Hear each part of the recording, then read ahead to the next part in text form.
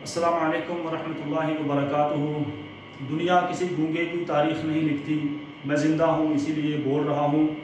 دوستوں، میں سجاد احمد قاضی ابھی میں نے تھوڑی دیر پہلے سوشل میڈیا پر ایک پوسٹ پڑھا جس میں یہ لکھا ہوا تھا کہ راجوری کوٹ رنگا میں کسی بدبخت نے ایک بار پھر قرآن کریم کی بے حرمتی کی ہے۔ میں اس ویڈیو کے حوالے سے تمام ساتھیوں تک یہ میسج پہنچانا چاہتا ہوں اور ساری امت تک یہ پیغام پہنچانا چاہتا ہوں کہ ہر بار ہمارے ساتھ اس طرح کیوں ہوتا ہے۔ پچھلے دنوں میں بلکہ چند ماہ پہلے آپ نے دیکھا کہ جموں کے اندر، ریاسی کے اندر ایک شخص نے نبی کریم صلی اللہ علیہ وسلم کی شان میں گستاخی کی۔ بار بار اس طرح کی چیزیں ہمارے سامنے آتی ہیں اور پھر انتظامیہ جو ہے وہ ہمیں ہی اس بات پر مجبور کرتی ہے کہ آپ امن اور بھائی چارے کو قائم رکھیں، اس کو نہ بگاڑیں۔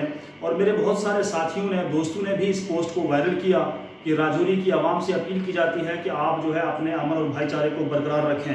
میں ان سے یہ سوال پوچھنا چاہتا ہوں کہ ہم اس طرح کے بھائی چارے اور امن کو کب تک برقرار رکھیں؟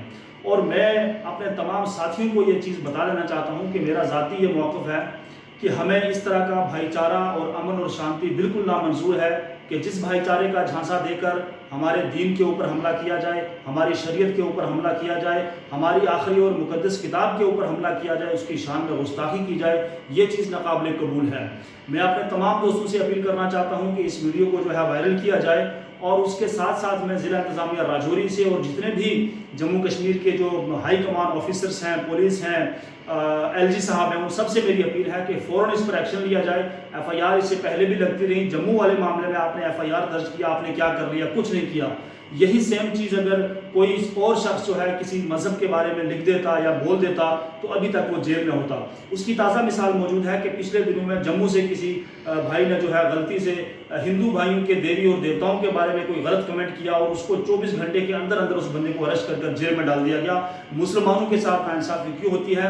اگر ہم کچھ کر دیں گے، ہم سب کچھ کرنا جانتے ہیں، پھر انتظامیہ یہ کہے گی، حکومت یہ کہے گی، اور جو گودی میڈیا ہے وہ ٹی وی پر ڈیبیٹ لے کر بیٹھ جائے گی کہ مسلمان آتنکوادی ہیں۔